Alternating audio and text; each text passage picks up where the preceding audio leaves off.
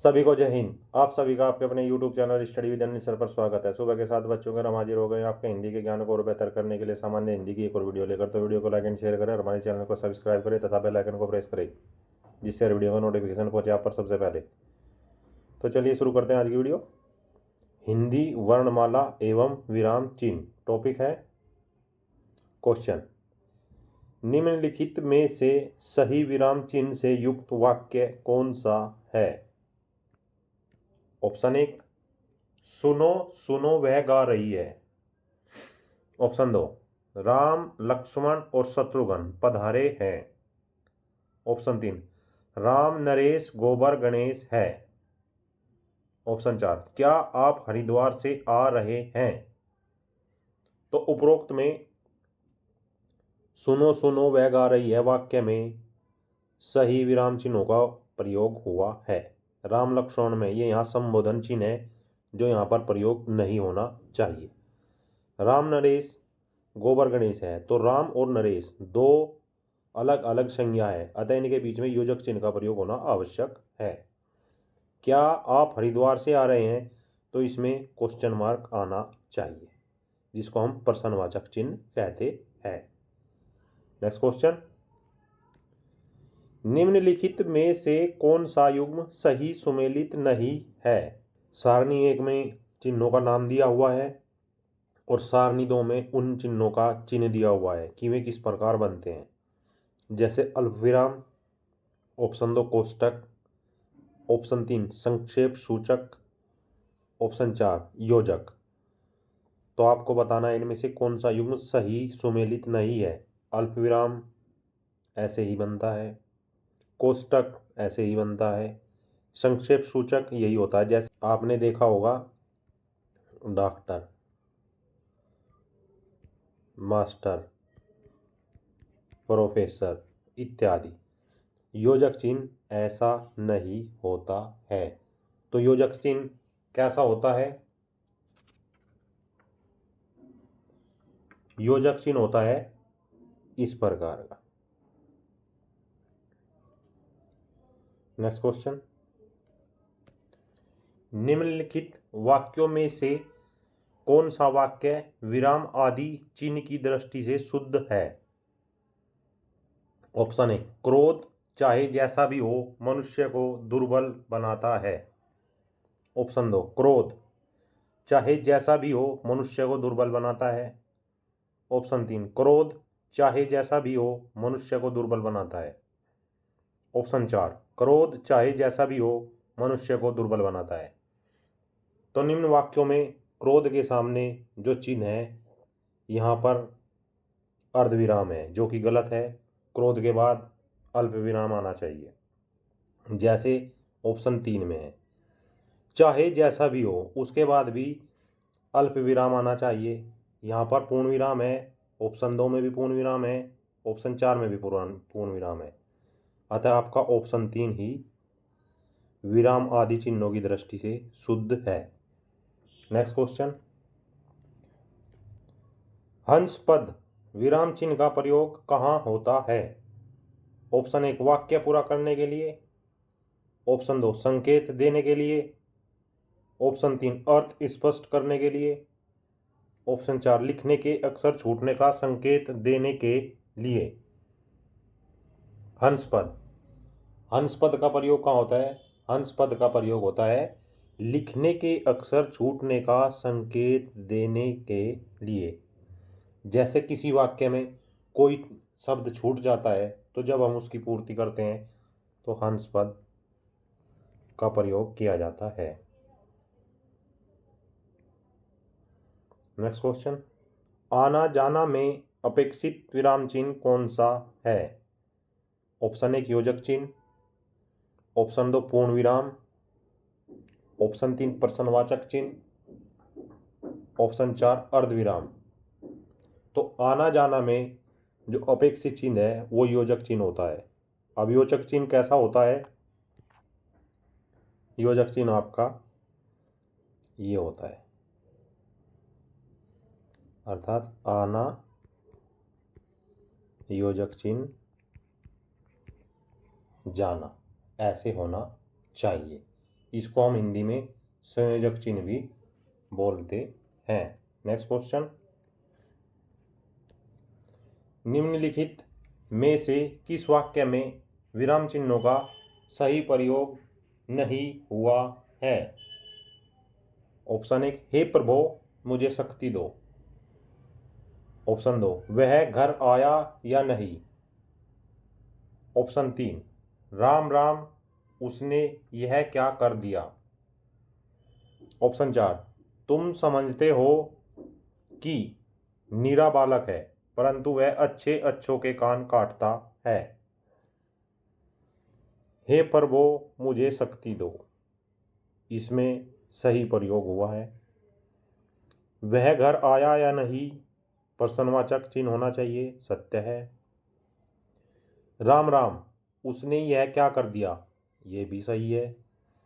तुम समझते हो कि वह नीरा बालक है परंतु वह अच्छे अच्छों के कान काटता है, इसमें विराम चिन्हों का सही प्रयोग नहीं हुआ है।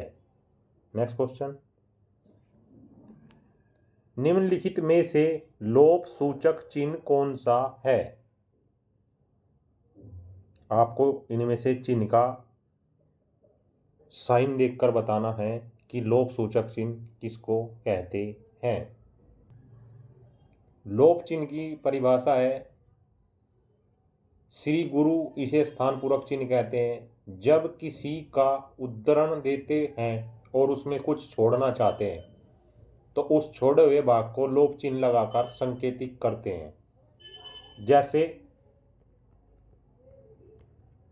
लेखक ने और आगे हमने ऐसे कर दिया, या बिंदु बिंदु डॉट डॉट डॉट डॉट ऐसे लगा दिया।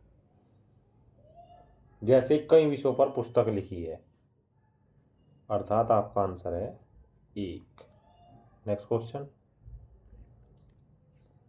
क्या कोई तारे गिन सकता है वाक्य में किस चिन्ह का प्रयोग हुआ है? ऑप्शन 1, अर्धविराम चिन्ह।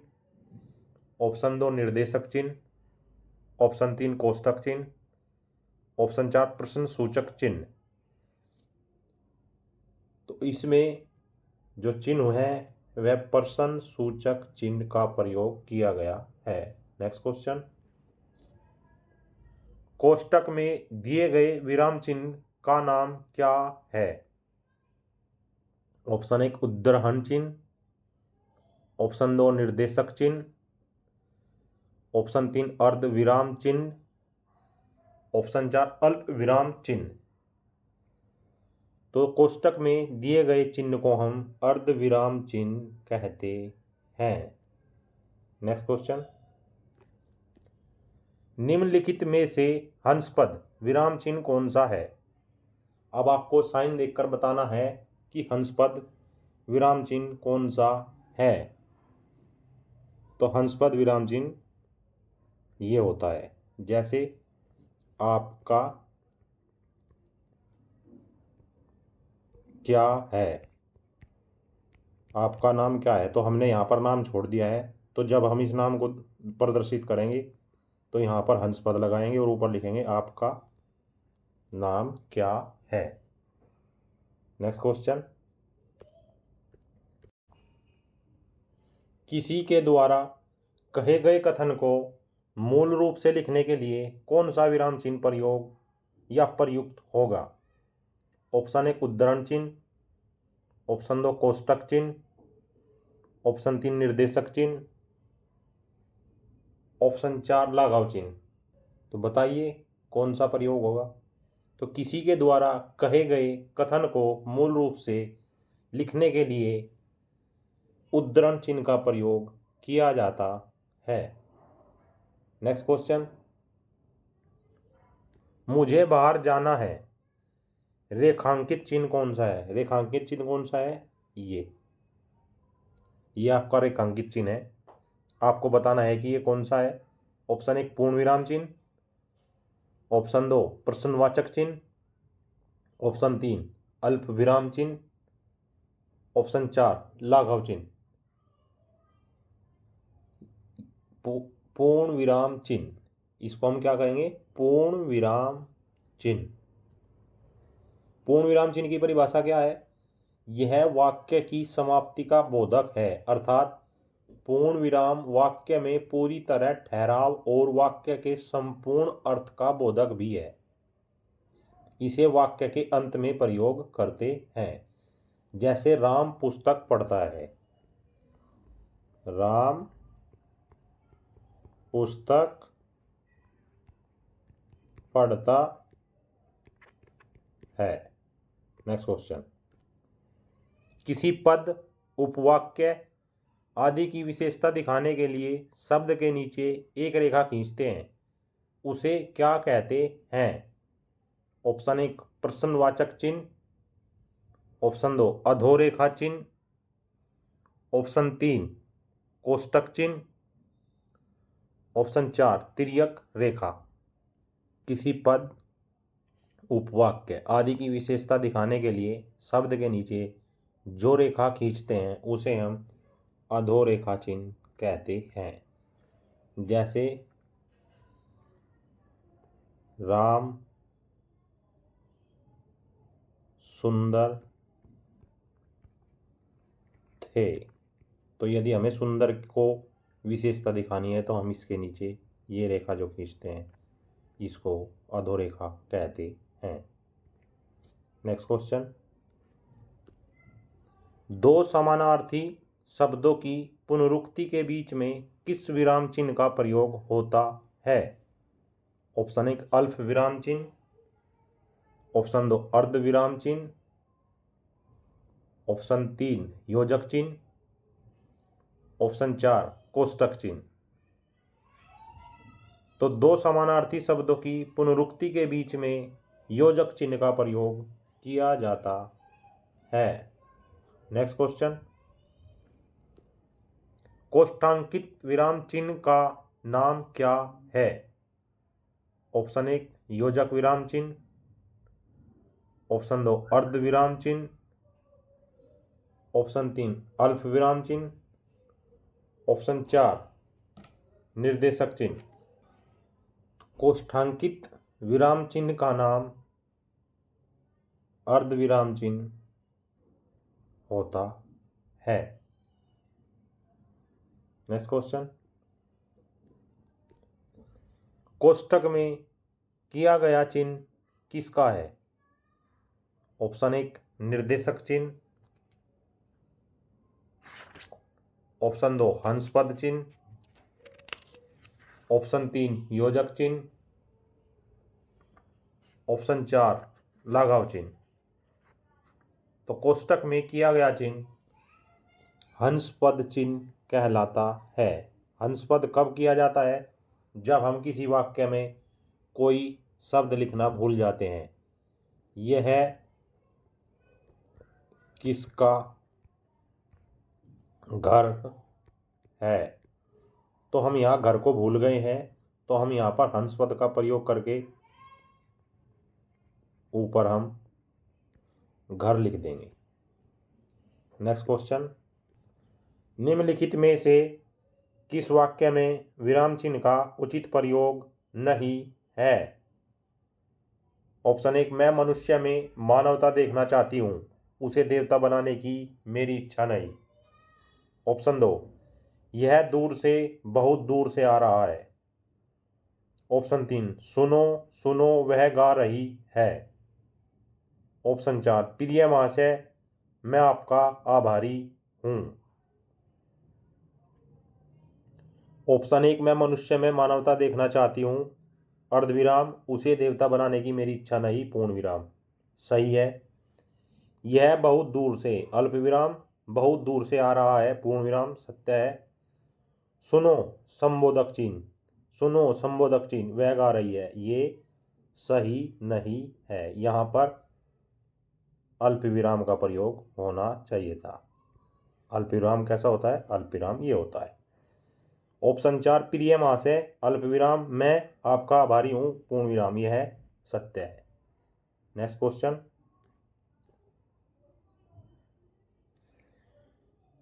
कोष्टक में चिन्ह का निशान विराम चिन्ह कौन सा होता है? ऑप्शन 1 विवरण चिन्ह, ऑप्शन 2 तुल्यता सूचक, ऑप्शन 3 लाघव चिन्ह, ऑप्शन 4 संयोजक चिन्ह। तो कोष्टक में दिया गया चिन्ह संयोजक चिन्ह कहलाता है। संयोजक चिन्ह की परिभाषा क्या है? हिंदी में इसे सामासिक चिन्ह भी कहते हैं। दो सहचर अथवा विपरीतार्थ शब्दों के मध्य यह चिन्ह प्रयुक्त होता है, जैसे आचार विचार, रंग रूप, आना जाना इत्यादि। नेक्स्ट क्वेश्चन, जहां वाक्य की गति अंतिम रूप ले विचार के तार टूट जाए, वहां किस चिन्ह का प्रयोग किया जाता है? ऑप्शन 1 योजक चिन्ह, ऑप्शन 2 अल्पविराम चिन्ह, ऑप्शन 3 उद्धरण चिन्ह, ऑप्शन 4 पूर्ण विराम चिन्ह।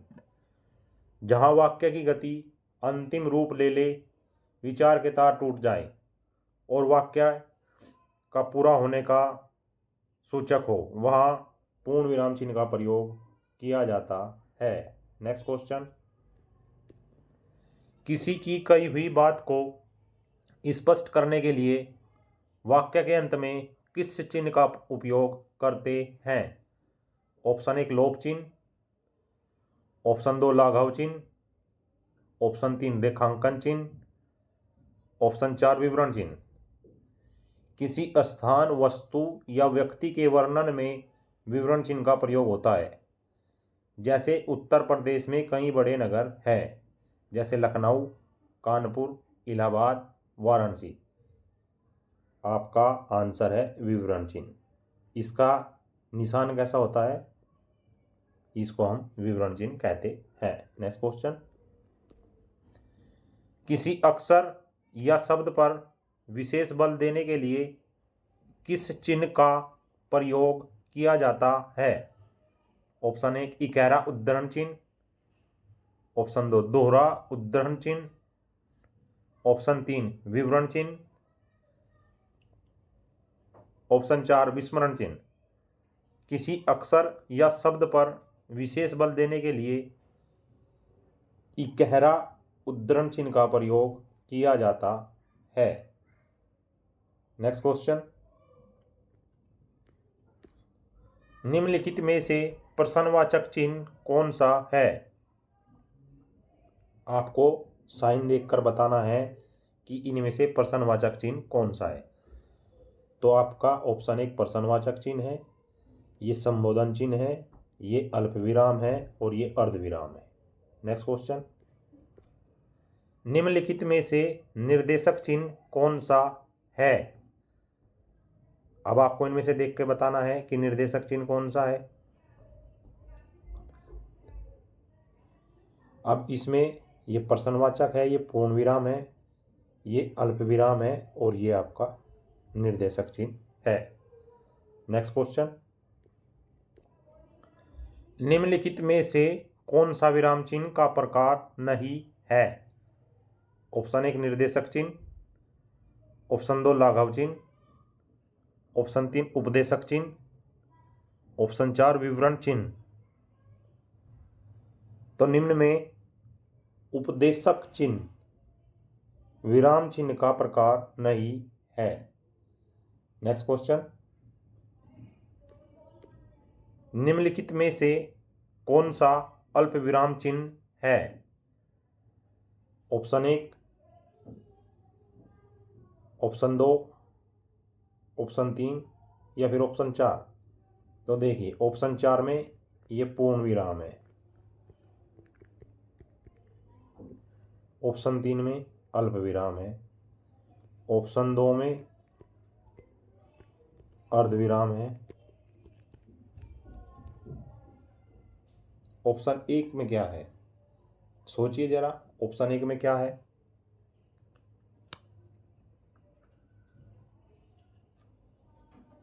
ऑप्शन चिन्ह 1 में लोक चिन्ह। लोक चिन्ह कैसे? इसको ऐसे भी दर्शा सकते हैं और इसको केवल 1 के द्वारा भी दर्शाया जा सकता है।